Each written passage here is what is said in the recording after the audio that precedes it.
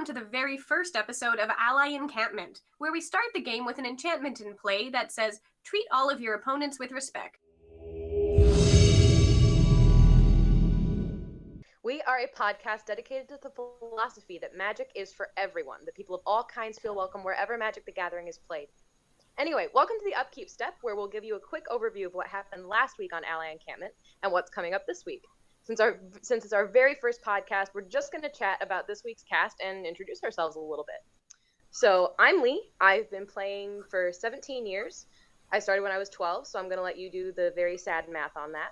I am primarily a casual player, and I do a lot with Lady Planeswalkers Society and P4D in training new players and teaching anyone who comes in to play Magic. And that's what I really love about Magic. I think the most important thing about the game is the ability to build these wonderful communities. That's me. Emily, your turn. I am a ministry student with the United Church of Canada. I've been playing Magic for about 3-4 years now. I was introduced to Magic by my husband, who has played since, I believe, about the 5th iteration. I enjoy it. I'm a casual player. I enjoy teaching new players. I enjoy getting together with friends. I'm a big fan of the backyard draft. So as you may have figured out by now, the podcast segments will follow the phases of a player turn. Upkeep will be a review of last week's episode and a peek at the day's cast. Draw phase will be a short discussion on cards we love, the latest set, mechanics we love or love to hate, and sometimes a look at what the hosts and guests are focusing on in their decks. We also have Roberto with us, who will join us as co-host every second episode, and Trevor, who will be a regular guest. Trevor has a topic to elaborate on during the combat phase, but they will mostly both just be interjecting a little here and there to keep us on our toes and annoy us with really ridiculous puns. We have high expectations. So what is it with Magic players and puns anyway? Well, it's a long road to ruin, but, we will definitely keep fighting on. It's just one of those things. And for everybody at home, I am Roberto Gonzalez, otherwise known as Rob AJG. I have been playing Magic for, so long. I'm 36 years old. I've been playing since I was 13 years old. And this is my longest relationship. And I've broken up with Magic a couple times, but yeah, I love Magic so much. And I've been a very competitive player since the very beginning. Just even when I was a little kid, I was probably a little bit too competitive, but I've played on the Pro Tour quite a few times. My best finish is 9th at the Pro Tour, at Pro Tour Gatecrash. But my thing is when it comes to diversity, as someone I'm half African American, half Hispanic, I don't see a lot of people like me out there, but it's cool because I really have tried to do my best to bring people from all aspects into Magic. I love it. And even when I get banned, I still can't stay away. It calls to me. So I definitely I'm really happy to be with everybody here and really trying to bring more diversity to the community and helping people to see what they can do. So really, it's a committed relationship now. I mean, you and Magic, you're practically engaged. Yeah, I would say that it's a situation where my wife is also married to Magic, so we share. We have to dedicate different days, and then my son, who's 4 months old, he eats Magic cards. So I'm not sure exactly where that all fits in, but we make it work because Magic, strong bonds in this family here. I don't know. I think he's becoming one with the cards. I mean, you have a future Pro Tour champ right there. Yeah, and then he'll beat me down, and then I will never live my dream. I'll just have to live vicariously through my child who will make fun of me and is better looking. So, yeah. That's parenting in a nutshell. So what you're saying is it's not so much a committed relationship as a deeply dysfunctional love. Yes, that is more... And Magic abuses me at times. It lies to me. It just takes it just does so many awful things to me, but I still play and still give Magic all the monies. So I don't know. Well, it sounds like there's a story there about the banning, but maybe we can hear more about that on a future episode. Okay, so that mysterious voice is Trevor. Yes. Now it's your turn to be in the hot seat, Trev. Okay, so I am even older than Roberto, if you can imagine that. I can't imagine that. By quite a wide margin. I'm turning 45. I'm a climate scientist. I got into Magic the way you're supposed to in 1994. while waiting for somebody else to create a role-playing game character. The people who weren't creating a character who just died or whatever played the game of Magic. Unfortunately, I had no idea what it was going to turn into and didn't get super into it at all. I got back into it when later I had kids, and my kids were kind of interested in it. But then my kids got uninterested in it, and somebody told me you could actually go to stores and play. So around Scars of Mirrodin, I went to a pre-release, opened a Sword of Body and Mind, and thought it was the most amazing thing ever. And sort of got addicted to going to drafts and things like that. So I'm now a level 1 judge and kind of spiky. I'm not a pro or aspiring pro or anything remotely like that, like Rob. But I do love to try to take down a draft. And my favorite constructed format is Highlander, which is also a super kind of spiky, but also really creative format for deck builders. Canadian Highlander, we'll talk about that, I'm sure, at some point. He'll talk about that at some point. I will definitely. Canadian Highlander. Yes. They can only be one, and they're really sorry about it. Yes, they're very sorry about it. Very sorry. Am I allowed to add anything about myself? Oh, Can I add sure. Definitely. No, you Okay, absolutely cool. cannot. Everybody We don't else want to is hear anything else from you. After all, you have proven you are the baby of the group. I don't know that we trust your experience. Yes, I agree. Okay, well then this is relevant because I am a very responsible adult. I happen to be a high school teacher. Shh. I know. And I teach English, drama, social studies. Big surprise there. Which I actually think is really important to the way that I look at and play Magic, because I'm always looking at everyone as kind of a student. I'm always sort of in that teacher mindset, so I'm always looking for those teachable moments. Where's that place that you can kind of nudge someone toward maybe a better play choice, or maybe they're playing a color that they just don't have a grasp on yet. And I'm gonna stop talking now. I'm not a responsible at all. I think you sound very responsible, but I think it's kind of cool that because everyone comes from a little bit different background. Myself, I work in sales, and where there's a lot of millions of dollars every single month is on the line and things like that. And that kind of competitive nature of the job, I'm sure, plays into why I'm so competitive when it comes to the Magic side. So, which is a huge bonus for you. And I see it play into the way that I get to connect with teenagers, which is actually a lot harder to do than you would think. It's always kind of a gasp inducer when I'm sitting in a classroom and I pull out a deck of Magic cards, and the kids go, "Miss Freiling, you do what? Huh? You're playing what?" And then one of them like, "What colors are you running?" And they ask in this sort of tentative way that's like, "Are you a real person? Are you like some sort of magical unicorn adult who understands me on a deeper level because you're playing Chandra right now?"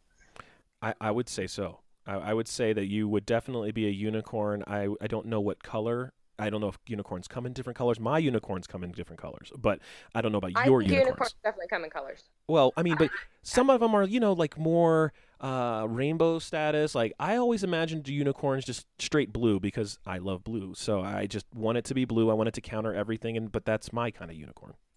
I think I'm an opalescent unicorn, like a Mox unicorn. Mox? Oh, stop. You just ruined the whole Magic economy. There's a new Mox unicorn coming, everyone. So see, I think I'm more of a textured unicorn. The other thing I do is I am a knitter and a knitting instructor and pattern designer. Strange overlap between what I do in Magic and what I do in the knitting world. So my unicorn has a really lovely textured knit pearl rib. Just saying. Well, that sounds awesome. Remember, I carry sharp needles and I can stab you. And I like to take them on planes. What? Emily, do you like me, make really nerdy fiber craft? Yes, we both do. Oh, I crochet deck boxes, people. I am a uber nerd. Wait, I need more crocheted boxes in my life, because I feel like that sounds really sweet. Put like a fabric box over my box so that I can have like a deck protector for my deck protector, and yeah, I'm with it. Let's do this. Yeah, I will so make one. it is definitely awesome to have creative people involved in your Magic life. But Oh. I was looking at the unicorns here. There are only 10 unicorns in Magic, and there is no math nerd science unicorn here at all. So I don't know. I'm gonna have to. However, there is a revered unicorn, and as you know, That's a true. religious person, that makes me kind of happy. Well, aren't most unicorns green? Yeah, and they make and people like the see, the green unicorns attract people to them and make you block them, so they're actually really like not nice. They usually end up killing everybody. So and then there's some other, the white ones don't do that. The white ones like usually gain life and things like that. So what we're saying is we all love unicorns, but True. unicorns might be assholes. Correct. They might be. All right, we'll have to get it. Someone has to get a job in R&D so that there's a unicorn for all of us. But I think the opaline unicorn's got to be the. If we had a, did we just come up with a mascot for the show because it creates mana of any color? Oh, hey, there we go. If you found a unicorn that can create blue mana, I'm in. Yeah. All right. All right. And So on now that we're talking about cards, do we want to move on to the draw step? Welcome to the draw step. We got cards and games. This is where we're going to talk briefly about something. Oh, whoa. Something? Never mind. My computer's going to shut off. Okay. So Computer's turning off. this is the draw step, but it was interrupted by computer turning off. You don't get any cards. How did your computer get priority here? Yes, exactly. No cards. Notion thief jumped in. Pass turn. All right. Let's try that again. Here we go. Ready?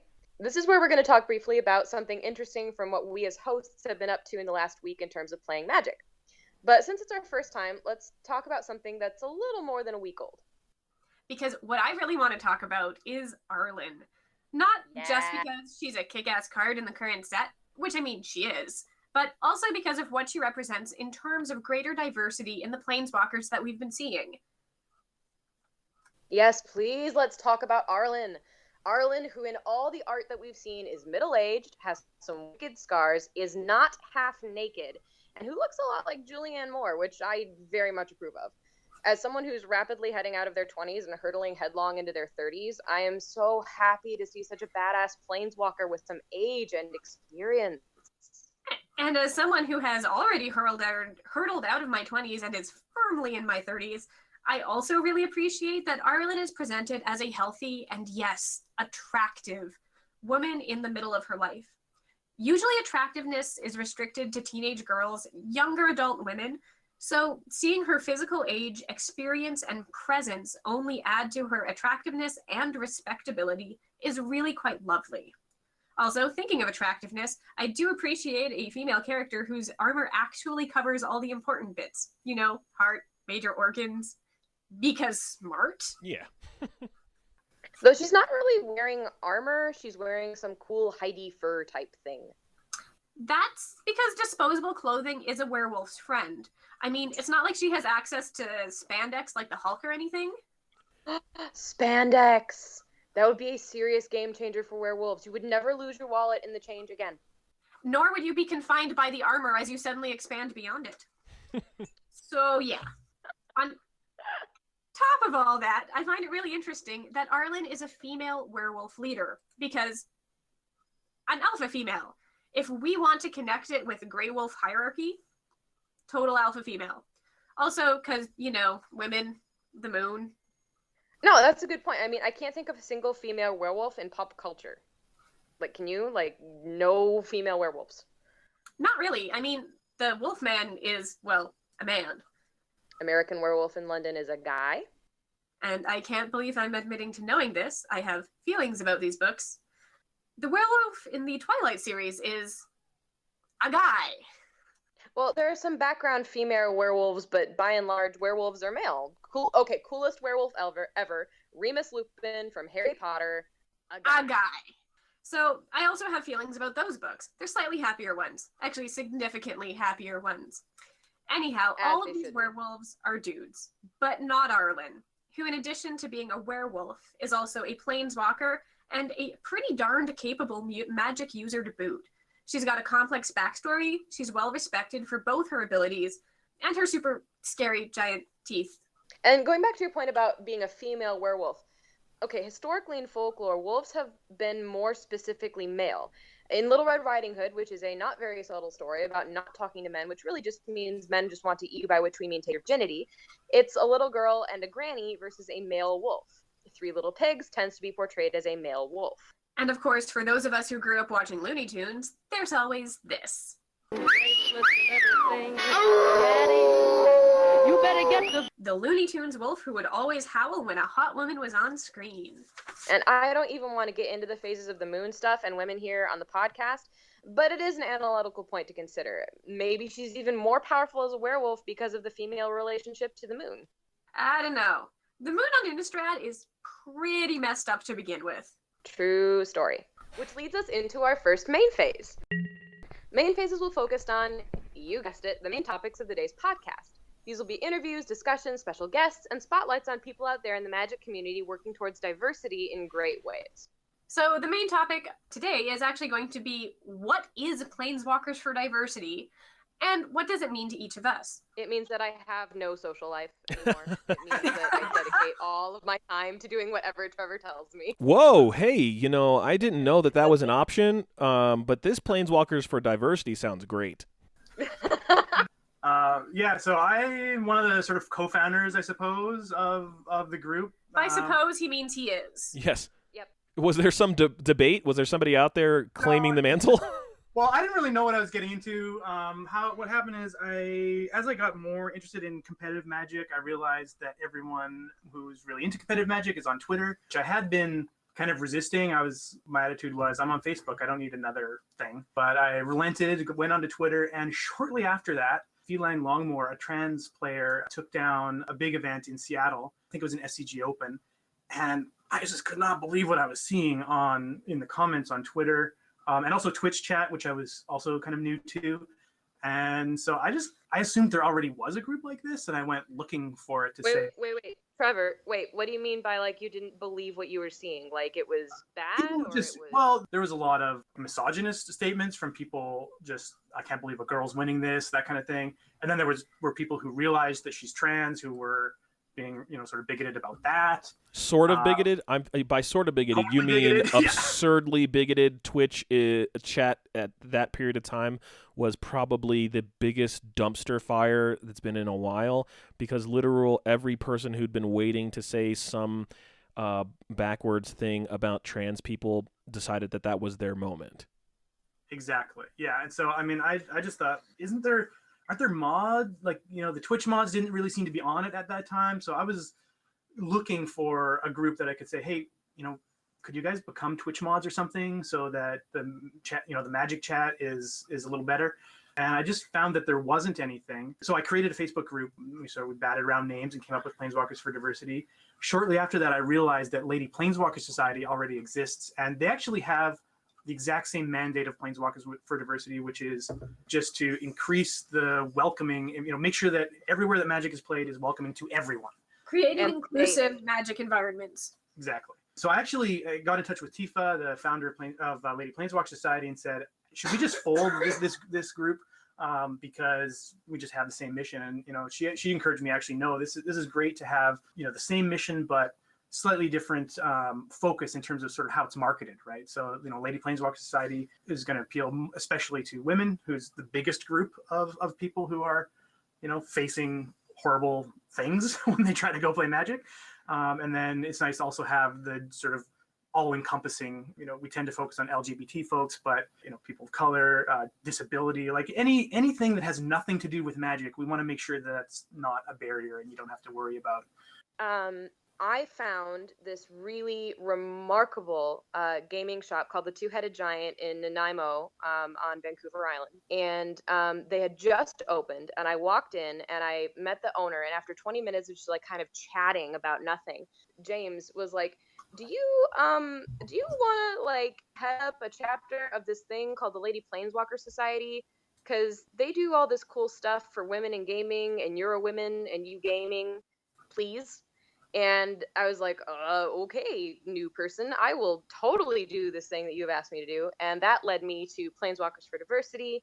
And then I met Trevor. So I get to be that person who kind of straddles both worlds of LPS and P4D. And it's really cool. See, I also play with Lady Planeswalker Society in Victoria. We're a very small chapter. Our next meeting is in my backyard. We're having a barbecue. Yeah. We do a lot more things like that. I came into it because of Trevor, actually, who I already knew, and Trevor inviting me and saying that, look, we need people to help with PAX. Would you be interested in coming? I know you've been before. I've previously been a panelist at PAX, but on the issue of religion in gaming. So I have some experience with how PAX works. So the two of us then work together to do the volunteer roster and things like that. And up until then, I wasn't really part of Planeswalkers for Diversity. And then suddenly I was one of the faces of Planeswalkers for Diversity, which was an interesting experience. As I mean, my co-hosts know, but obviously our listeners don't. A number of months ago, I had a concussion, and I've not played Magic since, except very, very recently, because things like I haven't been able to be out in large groups of people. I've had very limited screen time, so Magic Online wasn't a great option.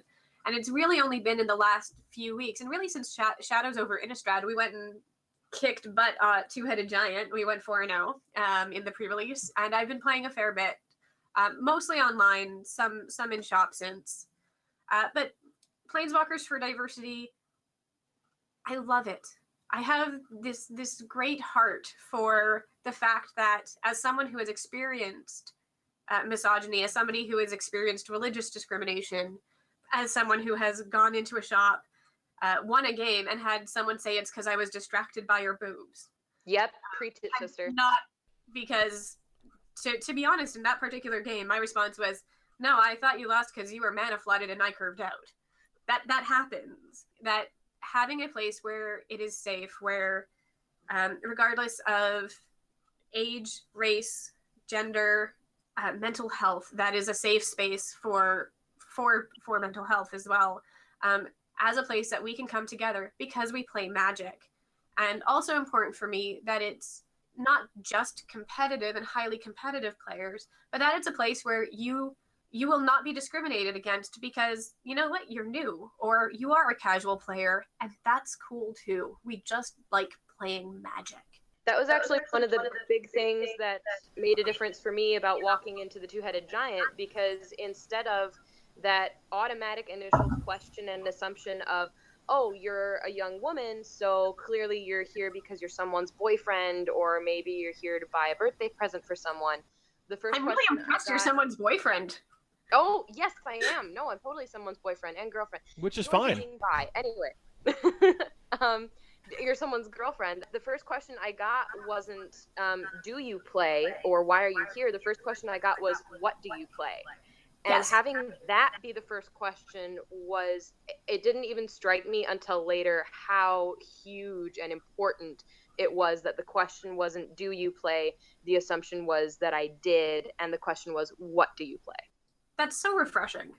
Yeah, I think for me, it's important to mention too that it's not just that, this is an issue or like a social justice issue or whatever, and we're activists or trying to change the world. It's really, even just if you just take compassion entirely out of it, it's just spewing value. Like Magic players it doesn't make any sense for us to have less opponents. And, like if you make an environment, you say to somebody, oh, I can't believe I lost because of your boobs, that you're not likely to come back to that store. Like you could have been the potential person who like traded a key card to them in future if you weren't like spurned from the store or whatever. And it just, having the community be as large as possible just makes the most sense. So it's completely they rational. want our paychecks. I mean, really, does it matter if we have boobs if we're giving you our paychecks?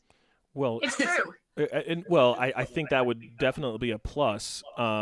So I think The boobs are the paycheck. right. Well, I'm just trying to think, like, if you're someone who's playing and you lose, and you obviously can see that you were mana flooded or not, and at what part in your brain were you like, I'm going to tell her it was because of her boobs?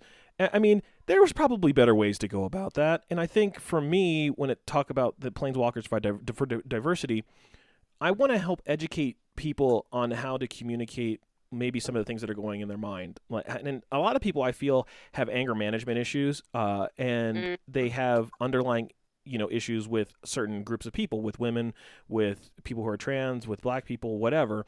And when they get frustrated, they lose their filter. And I think a lot of these people tend to be good people, but they don't understand how to deal with some of their rage issues. And it makes it so that, like you were saying, you have situations where you don't feel welcome. You have situations where there's less players. That's not the plan. The plan is to continue to grow. And as I've gotten older, I realize that when you're a really competitive player, your being salty can push people away. I know that's not a diversity issue, but that's more of along the lines of what happens at a huge scale against certain groups of people. Is these people are upset about losing, or they're upset that people are coming into their clique or whatever it is, and now they want to try to push those people out. And that's the exact opposite of what we're trying to do. And I have a question about that for you, Roberto, Yeah. actually.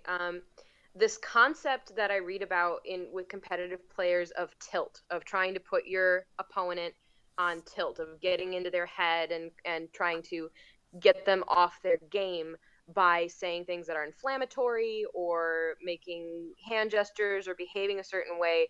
And because I don't play competitively, I don't know if that's true, but I do see it in the stores. I see people trash talking to try and get their opponents off kilter. And when you're a woman, or you're gay, or a minority, or your hair happens to be a fabulous color of blue, anything that they can use as an entry point against you, they will. And it really troubles and baffles me. I have never heard of that in my entire life. Thank God. Simply because, so when you said about tilt, I thought you were talking about, like, normally what competitive players, when they're talking about getting tilted, it's an internal thing. It's because you're frustrated and you start losing track of minute details. You're letting your emotions take over. Very rarely have I been in a situation where, or I've ever seen in my life, where one player is actively trying to get someone off of their game by talking trash to them. Now, I've seen people be more rules lawyery to try to get people off their game, but not necessarily like, you're ugly or you're this or you're that, to try, because I think at this point in time, maybe when I was younger, that could have been more prevalent, when there was less judges, there was that kind of thing going on. But I feel like that might be something that people who are new to the game, maybe younger, and maybe they play other sports. Because I know when I play football and things like that, people will talk trash to you, like, to try to get you off your game in sports. Mm-hmm. Whereas in Magic, that's not normal behavior, and it's not encouraged. So most of the time I see when there's any kind of aggressive behavior, it's because someone's losing and they need an outlet. They need to blame something besides their own poor play. And that's when it goes into craziness. And my wife has dealt with issues like that, where she beats someone and they're all of a sudden like, oh, I can't believe I lost to a girl, or this, and this. And it's like, you can't believe it. Man, that must be really hard on your whole imagination, because you just did. So how does that actually comprehend? Like, please let me know. And so I'm in situations where people are giving my friends issues, they're giving them troubles. I tend to be very protective. And in our community in Albuquerque, I would say we're a pretty tight-knit community. We don't have the same kind of issues that some of the other horror stories I've heard elsewhere. And we've known each other a long time, and we're very welcoming of just lots of different people. I don't hear those same kind of things, and that's what I'd love to see. And my goal, and what does the diversity mean to me? It means to have that kind of environment wherever we go. It means that when someone goes to a GP, or they go to the Pro Tour, or they go to these different places, that they don't have to worry about feeling persecuted. They don't have to worry about feeling different, because at the Pro Tour, at the highest levels of this game, you still have people with anger issues. You just do. Yeah. I mean, I was at the Pro Tour in Hawaii, and somebody literally picked up a stack of land during the draft, or the building portion, and threw it in someone's face. Okay? So, Ow. And got DQ'd before the tournament even started. So I've seen people have issues, but you never hear about the people picking on other people because of their weight or their sex or those kind of things at the Pro Tour, because people the word is they know better. And I think that there's a fine line between knowing better because you don't want to get DQ'd and knowing what to do because it's the right thing to do. So DQ'd in this context does not mean Dairy Queen. It means disqualified. It means that he had to go to Dairy Queen afterwards. He could not play Magic any longer. So one thing is the slogan for Planeswalkers for Diversity is Magic is for everyone. And really, really means it. And I know, especially when I was at PAX and I was having these conversations all day long with people from Wizards, that we've been very lucky. They've been very supportive because that's actually what the intent is. So if you go to a Planeswalkers for Diversity night at a local game shop, I mean, someone gets up at the start, does just kind of this 30-second spiel of, just be really respectful. We welcome everyone. Please be kind, be considerate, be aware that there are women, GLBTQ persons, mental health, all of these things. Just leave it outside. Like players. We have young players. Like, everyone comes in with everything that they are, but this has nothing to do with how good a Magic player you are. This has nothing. What we have in common is we all love Magic. So play on and be respectful. And then at the end of the thing, you get to add, oh, and by the way, this is actually how Magic is always supposed to be played. Magic is supposed to be for everyone. Yeah, it's great that we definitely have the support of Wizards of the Coast. Diversity is one of their core values. So it's not like we're fighting against Wizards or trying to hold them to account or anything like that. I think we're trying to help sort of bring to anywhere Magic is played a value that they already want. Should just mention for people who don't know what PAX is, basically just a big gaming convention. And so what Emily's talking about, we had a booth there in the Diversity Lounge. There's a Diversity Lounge at PAX, and so we had a booth there, and we were teaching new players how to play, and then also just letting people know that if you want to create a chapter of Planeswalkers for Diversity or Lady Planeswalker Society, it's super easy, and it's just you add this 30-second blurb. And playing against anyone who came to the table and was like, "Hey, let's play a game." If you showed up, we played with you. Yeah, I mean, the thing that we haven't really talked about yet that I want to add from that experience was just that it's not all about getting people to stop doing horrible things. It's also just changing the culture. So just putting that idea out there that Magic should be a welcoming environment for everyone. So it's subtle little things. We'll get into a little bit more in the combat. But the player who thinks that it's okay, maybe they don't have a rage issue. Maybe they just think they're being funny. The player who thinks it's okay to say, "I lost because of your boobs," right? And just kind of putting that, if you put that out there that this is a store where everyone is welcome, then maybe that player has a second thought before they think this is a funny thing to say, because maybe this actually, makes people not want to be here. Tries to tell me to smile more. Well, okay, so maybe they are up on their Magic game, but if that is their idea of flirting, then man, they got to work on their game because it's not flirting. Yeah, that's probably not going to work. But like you said, I think for the most part, many of the people who do some unwelcoming things don't necessarily have really bad intentions. They might think that they're being funny or that they're razzing a new player or whatever it is, but everyone takes things a little bit differently, and I've definitely been guilty of that, of maybe critiquing someone's deck where they weren't really ready for that, and I've had to tone down that from previous years, and making sure that I ask them. And you can always, and I think that's part of learning about people and actually listening and meeting them, and is finding out, hey, are you kind of a sarcastic person? Are you not? And learning, try to find out what the boundaries are early and often, because if you don't ask the question and you don't know, you shouldn't assume that it's going to be okay to talk about somebody's chest or somebody's butt or any of these things that could really, really make that person very uncomfortable. And we are going to have a segment, it's actually the next segment, which is combat, where we are going to take time to sit down and talk about those stories, talk about things that have happened or things that are still happening, take in emails from listeners about situations that they're seeing, because it is important to take the time to sit down and address, okay, you know what? These crappy things do sometimes happen in our community, and here's how we're going to try and start dealing with them. And on that note, I do think it is time to move on to our next segment. So welcome back, and it is time for combat. You might be getting a little nervous here. What in the planes are we going to do with it? I mean, are we just going to trash our computers by throwing fruit at our screens in an attempt to attack one another? But fear not. This is not the place where we create juice. This is the place where we will respond to listener emails, concerns, share stories of problems and solutions, with a focus on giving solid advice or at least a very supportive ear. We're going to pay special attention in combat to cover not only the real problems facing diversity in Magic, but also success stories. We're particularly going to focus on listener-submitted stories of making progress and having success in local groups, or, hey, even on a larger scale, if you've got more groups that you're part of that you're able to bring into the sort of inclusivity fold. So any victory is a victory, and we want to celebrate them with you. If you have a story about someone being awesome, please share it with us. That would be great. Full contact information in the show notes.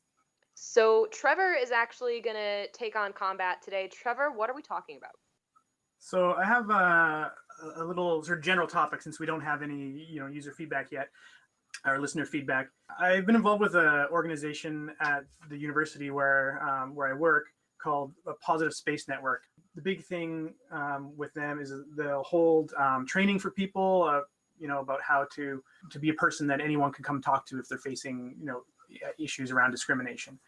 So something I've taken from the training for that I think is really relevant to Planeswalkers for Diversity is about assuming positive intent. And I don't want to go super deep on this. There'll be a link in the show notes to some of the resources from the Positive Space Network, just to expand on what we talked about in the last segment. Basically, the idea is just that if you can, when somebody is saying something, that's could potentially be taken as a very toxic kind of statement, if it's possible to just assume that they don't mean it malicious, maybe they just don't know, maybe they're just trying to be funny. If you can give that benefit of the doubt in your response, things are likely to be, just going to go better. It's of course not always possible to do it, especially not possible in many cases for people who are in those groups, right? So this is why we're Ally Encampment. It's easier for me as someone who's not gay to stand up and mention when, I'll use a real example. I played Thragtusk. This is a very key card in Standard for a few years ago, but it's, for those of you who don't know, it's kind of the siege rhino of that time Standard, where people were sort of sick of seeing that card played. I played Thragtusk, and my opponent said Thragtusk, Fagtusk, and it just, that's the kind of the usual. That was the atmosphere, and he didn't mean it in a malicious way. He was actually like, this was a connecting thing. This was I want to be funny with this person I'm playing with. And it was just very easy for me to, because it doesn't affect me personally, to respond with, that's not cool. And if I can just assume that he wasn't trying to be, he wasn't meaning that as somebody who thinks that, gay people don't exist or are confused or are like, sinners, or like, if I just don't assume he's meaning it from that sort of malicious point of view, if I just assume he's just doesn't know, yeah, he's just ignorant, thinks that he's trying to be funny, and just respond with that's not cool, it can be a lot more effective. So that's sort of it in a nutshell. Well, does anybody else? Well, I think what you have to understand too is we're not here to persecute people. We're here to help educate people. And we're here to help them understand that sometimes what they're doing has negative effects. And they don't always realize that. And because many people will not speak up, they'll just continue the behavior thinking that it's fine. And at some point, if you're adversarial about it, and you are really, like you were saying, not giving them any kind of benefit of the doubt, it could turn into a really fierce argument. You're never going to change them at that point. They're just going to look at you as somebody who's attacking them and doing that, as opposed to saying, look, hey, can we calm down on that a little bit? I mean, that's not really the place. And I think that goes a long way to helping modify behavior, because there's going to be some people that you're never going to modify their behavior. That's just, they like being abrasive, they like being abusive, that's just who they are, and all you can do is let them know that that's not something that you're for, and you can't really spend time with those kind of people, because if you do, you're going to basically be condoning the behavior, and that's not what we're all about. We want to make sure that we bring as many people in as we can, but the people who are making off comments, you do still have to do your best to educate them as to that this is something that I don't stand for. This is something that does affect me. I don't like that. And you're hoping that you pointing it out will hopefully modify the behavior. Now I'm going to jump in a little bit here with some child development and a little bit of psych. Because often what happens when you have this kind of systemic language use, so like saying, oh my God, that play was gay, or he or she is such a fag, or whatnot, that tends to be because when we're developing, we are looking for an ability to find a commonality of speech that we can use to identify ourselves as a group. So what will often happen is, and this particularly starts to happen in the early teens, so I mean like 11, 12, 13, preteen, teenagers, is they're trying to find their own identities, they're trying to find more adult identities, they're trying to find more rebellious identities. So you'll start hearing that kind of language, right? That's when we start experimenting with swear words. And when we use culturally taboo words like gay or fag or things like that, that's experimenting with that dangerous edge. And we're the group of kids who say these things. And it isn't often maliciously intended. It's just a way of identifying that we are rebellious, we are young, we are a group of people, and this is how we speak.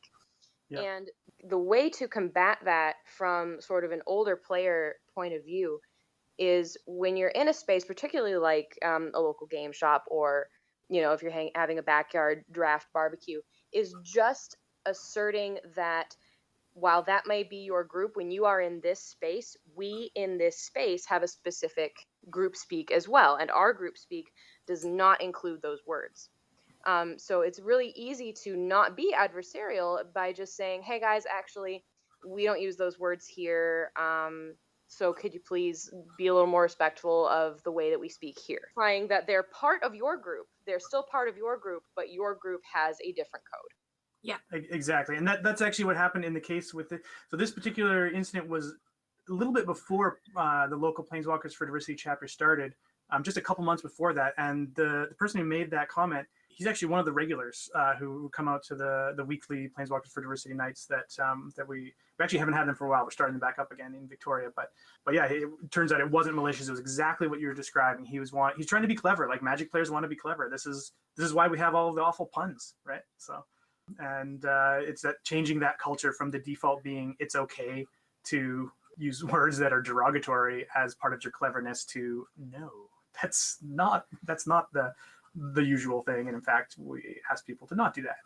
So there's two other things about positive intent that I want to mention. And then again, I think this will be a recurring thing I think that we talk about on the cast. But one thing, and this is hard, is that it's important not to expect others to do it just because you know what it is and you're trying to do it. So, just because I didn't assume that he was being malicious about it, if I say something that I don't mean maliciously, but somebody else is bothered by it in some way, it doesn't mean that, hey, I know about positive intent, you have to assume positive intent because I have it. I didn't mean it that way. No, positive intent is something that you have response to. If you know about it, do everything you can to try to do it when you can. It's going to make life easier. It's going to be more effective, but it doesn't, you don't expect everyone else to do it all the time. It doesn't work that way.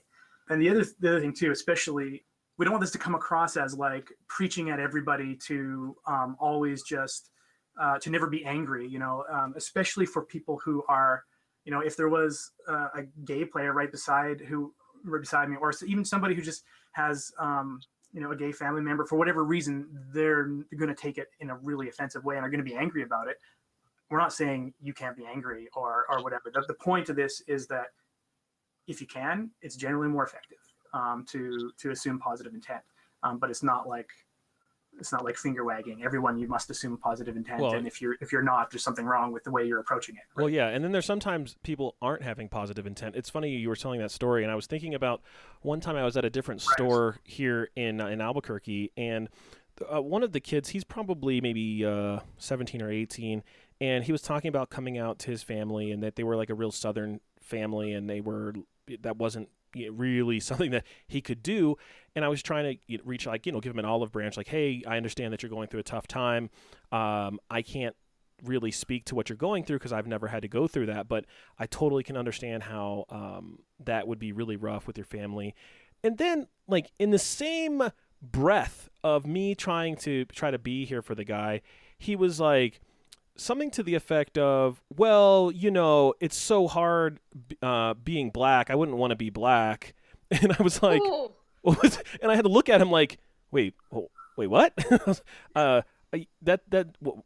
didn't have, it's a little different. I mean, there's nothing wrong with being black. And he was like, oh yeah, I mean, really? Yeah, there is. And I was like, are we? So I gave him the positive intent. I said, okay, well, maybe he's just joking and he's making a really, really poor joke. And he goes, oh, no. My family's super Southern. We don't like black people. And I was like, whoa. I was like, bro, and I really thought I had to be getting trolled. And I was like, are you telling me that you understand being gay and you understand the stuff that goes on where people don't like you because you're gay and that's not right? And he's like, yeah. And I was like, and you understand that it's not cool to not like black people for just being black. And he's like, oh, well, it's part of the thing. I'm racist and I'm gay and my family, it's the way it is. And I was like, it's very rare for me to be speechless. And in that particular moment, I was just like, one part of me wanted to strangle him. Wow. Yeah. And the other part was like, well, what am I supposed? What's my answer to that? And it goes to the point of, as you get older and you get a little more mature, you have to pick and choose your battles. And at that point, I was like, look, I think that there's something somewhere in here, but it's not something I can deal with today. It's not something, I'm not going to make some kind of change in this person's behavior from anything I'm going to say right now. But there's something that I can definitely reaffirm his ideas by going off on him right now.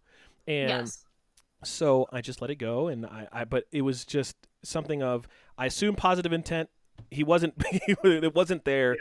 And sometimes people are going to do that to you. And I want the listeners at home to understand that you can have a good heart. You can really give people the benefit of the doubt, and sometimes they're going to let you down. That doesn't mean that every single person after that is going to let you down. Continue to kind of like fight the good fight and assume that people aren't really being that way until they show you otherwise. And there are the people that you will change, and it will be at the most unexpected moment, in the most unexpected direction. I'm a substitute teacher right now. I'm looking for permanent work.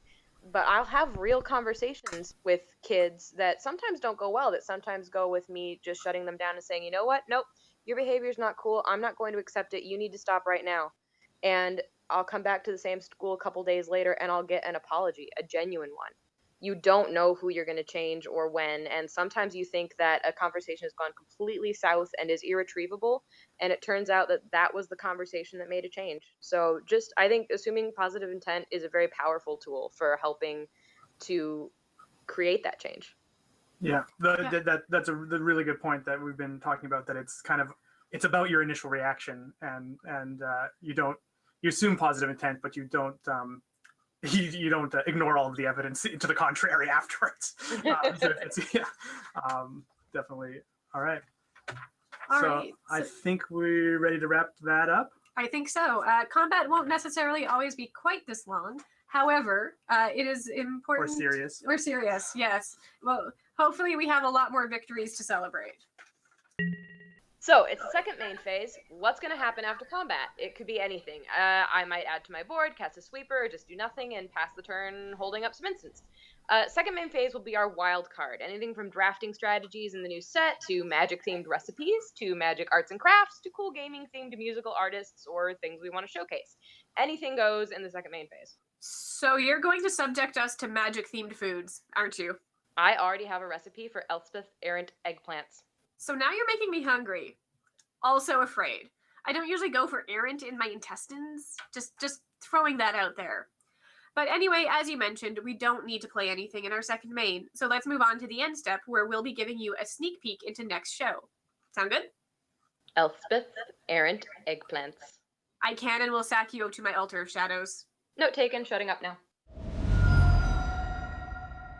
So next show, we will be exploring themes and topics around diversity, inclusivity. Themed foods. Shush! We're also going to weigh in on Innistrad and what our favorite draft picks are during the draw step, and maybe chat a little bit about our own draft strategies. But we need your input for the combat phase. What are some of the struggles or challenges you are seeing around inclusivity, safe spaces, wording, and behavior? Or what successes have you witnessed? Have you seen someone being awesome? Tell us about it. You can drop us a message at the Planeswalkers for Diversity Facebook group. And that's it for this turn at Ally Encampment. Now it's your turn. We'd love your input on anything we've talked about and your stories about experiences in stores. There is the Planeswalkers for Diversity Facebook group. You can email us at podcast@mtgdiversity.org, on Twitter at mtgdiversity, or the thread in the Facebook group. Oh, this. Can I talk Yes, about this! I want to talk This! About this. Okay. Yes! So, we catchphrase, and we are not good at the creating of a catchphrase, so we thought that you might be better at it. So we have a sort of crowdsourcing poll going on the Ally Encampment Facebook group thread. So if you have a cool idea for a cheesy or non-cheesy catchphrase, drop it in. We'll set up a poll, and hopefully we'll have something cool to say, like give me some sugar, baby, or listen up, you primitive screwheads. I'm getting really Evil Dead here, aren't I? Yeah, you are. You're getting a bit.